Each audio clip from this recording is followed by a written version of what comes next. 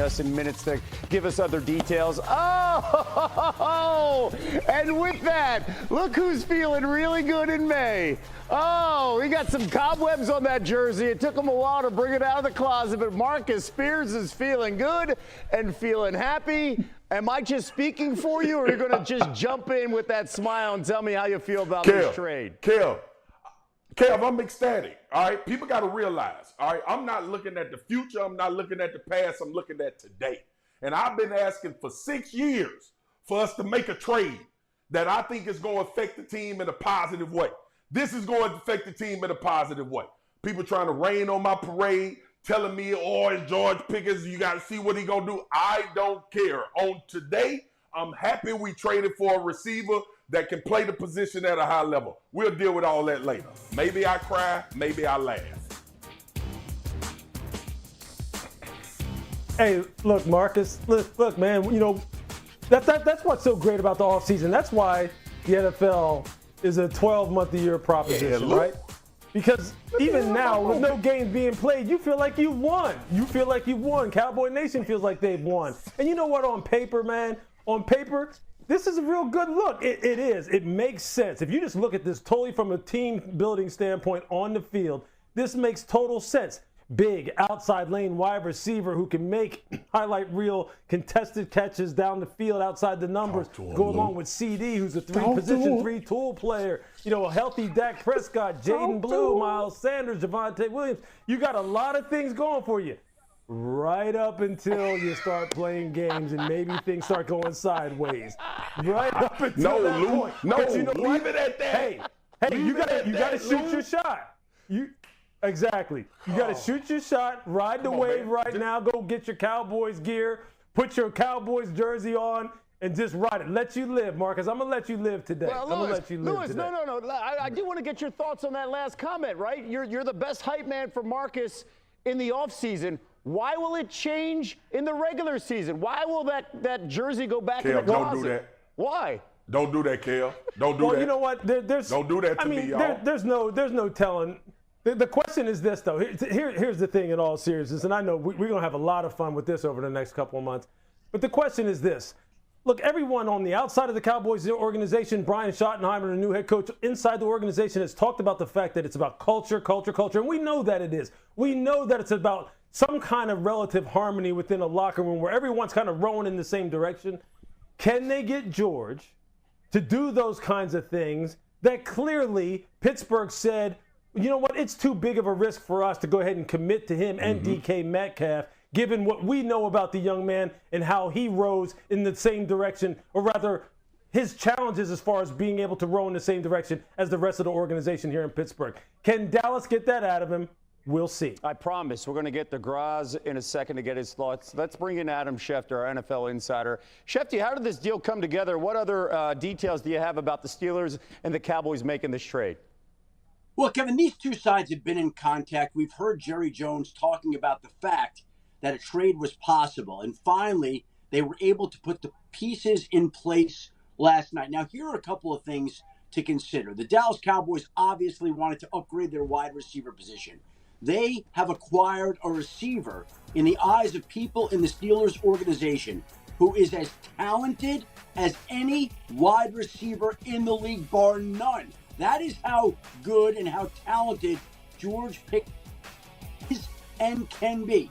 The flip side to that is that he was entering the last year of his contract, and there was not a team in the league more desperate to upgrade their wide receivers over the last couple of years than the Pittsburgh Steelers. And a team as desperate as the Steelers were to upgrade their wide receivers still saw fit to trade George Pickens today in a pick swap, essentially acquiring a third-round pick in return for his services when he is unquestionably as talented as any receiver in the league, but also is headed into the last year of his contract. Garage, jump in. You look at like the Cowboys and the players they like to acquire when they go out in free agency or make trades. George Pickens, 24 years old. So if there are any issues that follow him from Pittsburgh, you have the ability to say to yourself, well, he's 24 years old. There's time to grow. There's time to change, get better at the things he needs to work on. It's a one-year commitment, as Adam says.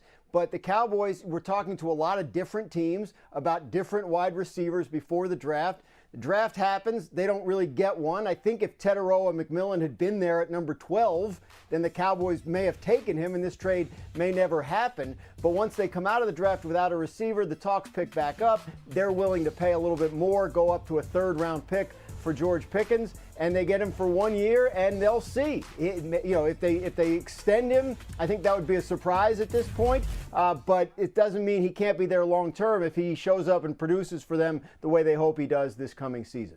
Since trading Amari Cooper, they've been looking for a number 2 to join CeeDee Lamb, because when you look at the numbers, every defense knows cover 88, and still CeeDee Lamb has been fantastic over the last 2 years. How about over 2,000 more receiving yards than the next closest Dallas wideout in Brandon Cooks?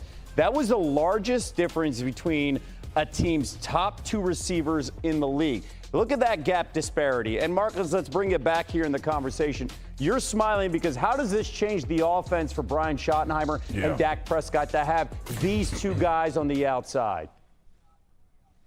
All right, Kev, I got my celebration out the way. One, everything that Lou, Shefty, and Graz said is important. The culture is going to matter. Yeah. And the culture is the players he's playing with. But on the field, it takes pressure off. Like, we've talked about this number 2 wide receiver position ad nauseum for the Dallas Cowboys, and they've been trying to fill in gaps and fill in roles and all of that stuff. I thought Michael Gallup back in a few years ago was trending towards being that guy.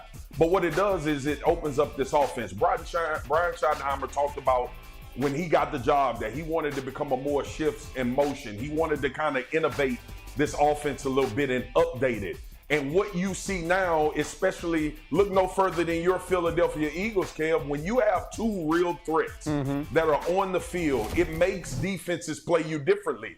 And you win before the actual snap. So that's what I'm thinking. The excitement comes from that. Matchup problems. Who do we leave one-on-one when we double CeeDee Lamb? We have a guy that we know can win on the outside. Everything revolving around this George Pickens trade is about his availability, and is he going to bring a maturity that's needed in order to stay on the field and be available for games. If he does that, this offense is going to be a problem with those 2 guys on the outside.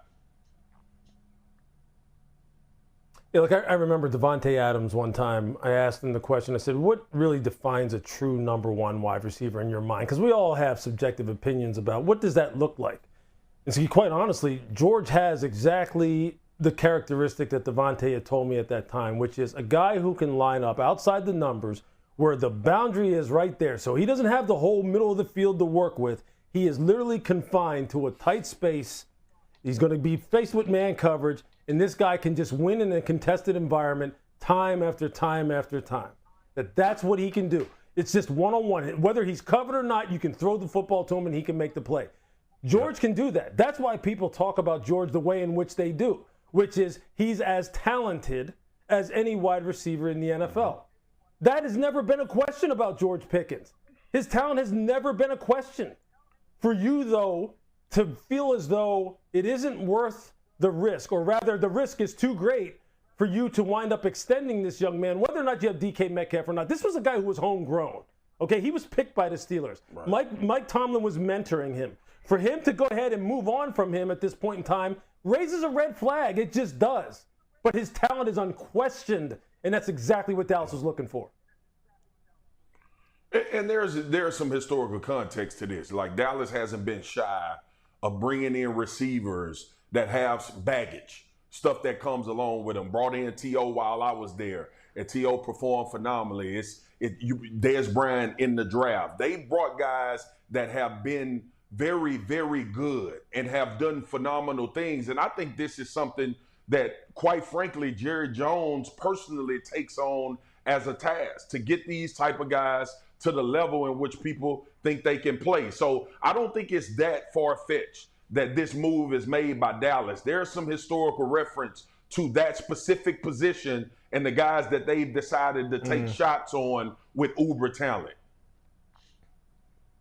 When you talk to people who have coached George Pickens in Pittsburgh, they'll tell you the great stuff is really great, game-winning level great. The negative is sort of game losing level negative, right? He won't run a route correctly, or he'll just kind of space out. Again, just 24. I will point out, and Dallas would point this out, this will be the best quarterback he's ever played with. The best, probably the best leader at the quarterback position that he's ever played with. And the structure around him, with CeeDee Lamb there as the clear number one, I think they feel like is going to be good in terms of getting the absolute best out of George Pickens, which, as you guys point out, can be exceptional. And to add to all of this, he is motivated. He has 1 year left on his contract. That plays a huge conversation here as we continue to talk about the offseason for the Cowboys. Let's bring Shefty back here.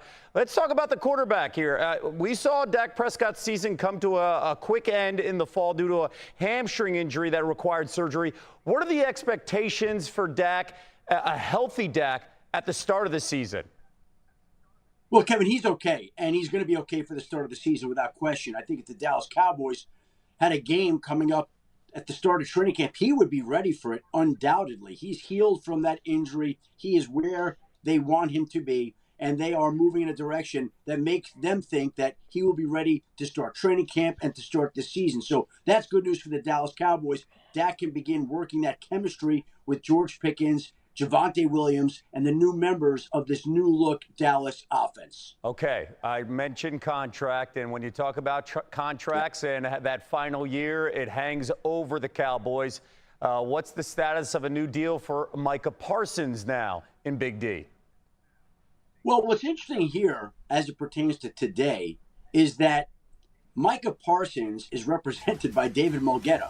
And we heard Jerry Jones at the league meeting in March and April talk about the fact that he didn't know who Micah Parsons' agent was, despite the fact that David Mulgeta is one of the most prominent agents in the National Football League and maybe sports. But David Mulgeta represents Micah Parsons and George Pickens. So if Jerry Jones didn't know his name before, he's certainly going to know it now, because he represents two priority free agents for the Dallas Cowboys. And the Cowboys have been talking to Micah Parsons, and both sides want to try to move forward to get a deal done. And the expectation and belief continues to be that they will get a deal done, but no deal as of yet, Kevin. Shefty, good context. We're going to come back and talk about the Steelers in a moment, but I do want to address this one thing now. Marcus, the dust has settled a little bit.